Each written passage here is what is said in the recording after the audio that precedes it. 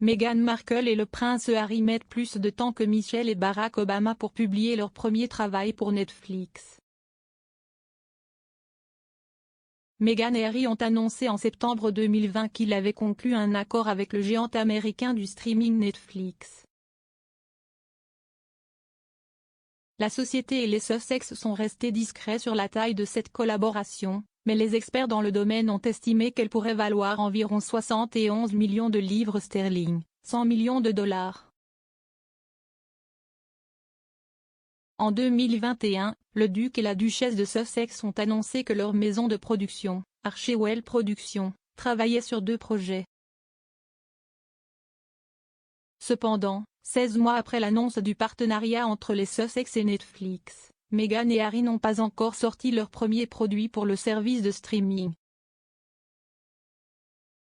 D'autre part, les Obama ont lancé leur premier produit sur Netflix 13 mois après l'annonce de leur accord.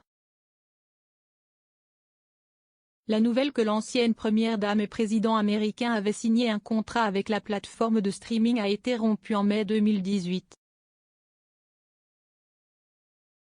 Leur premier documentaire, American Factory, produit par les Obama sous leur société Higher Ground de production, a été présenté en première au Sundance Film Festival en janvier 2019, 8 mois plus tard. Il est ensuite sorti sur Netflix en août de la même année. Higher Ground de production, fondée en 2018, a depuis créé une gamme de produits, dont 2 séries éducatives pour enfants, 2 autres documentaires nominés et 2 longs métrages. Tout comme Meghan et Harry l'ont fait fin 2020, les Obama ont également annoncé avoir signé un accord avec Spotify à la mi-2019.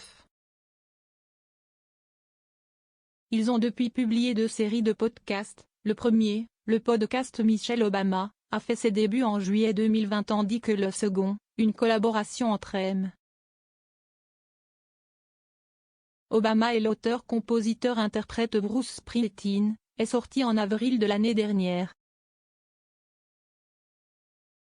Les mois écoulés entre l'annonce de l'accord Netflix et la sortie de tout produit par les Sussex pourraient être dus à un certain nombre de raisons.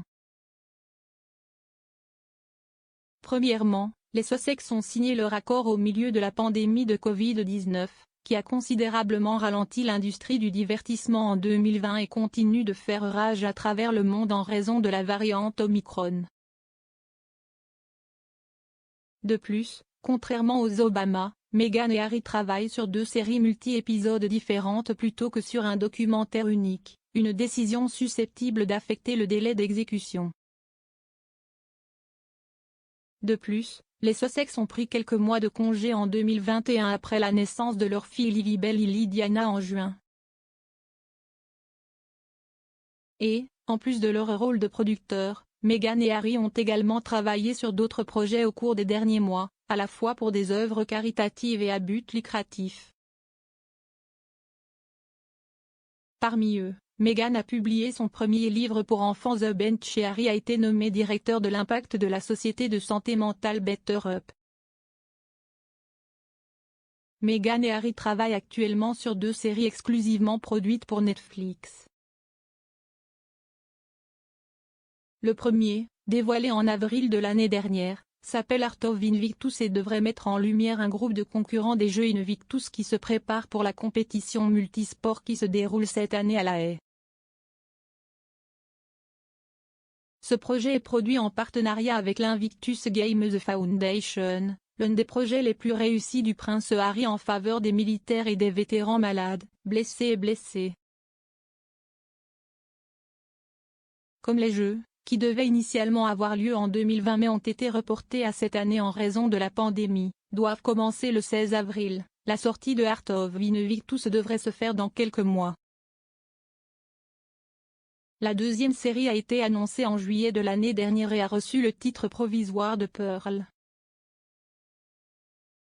Meghan est l'une des productrices exécutives de cette série animée, qui se concentre sur l'aventure d'une jeune fille apprenant à entrer dans son pouvoir et trouve l'inspiration auprès de femmes influentes à travers l'histoire.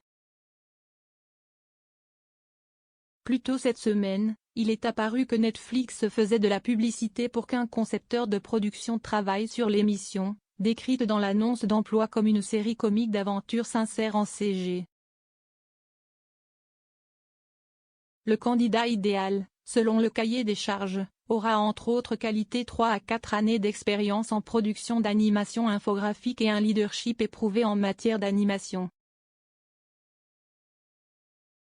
Le candidat retenu aidera également à développer, créer et soutenir la vision esthétique et à concevoir plusieurs mondes représentant différentes périodes de l'histoire. De plus, l'annonce indiquait que parmi les devoirs du nouvel employé, ils collaboreront avec grâce, humilité, inclusion et ouverture d'esprit.